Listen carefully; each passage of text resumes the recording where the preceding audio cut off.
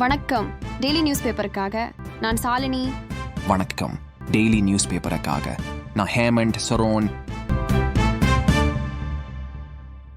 காற்றழுத்த தாழ்வு மண்டலம் இன்றோ அல்லது நாளையோ வலுவிழந்து காற்றழுத்த தாழ்வு பகுதியாக வறண்ட காற்று உதவியுடன் மீண்டும் தமிழக பகுதிகளை ஓரிரு நாட்களில் அடையக்கூடும் என வானிலை ஆய்வாளர்கள் தெரிவித்தனர்.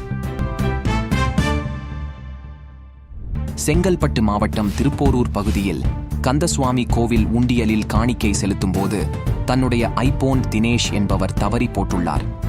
கோவில் உண்டியலில் விழுந்த ஐபோன் திரும்ப வழங்கப்படுமா என்று அறநிலையத்துறை அமைச்சர் சேகர் பாபுவிடம் செய்தியாளர்கள் கேள்வி எழுப்பினர்.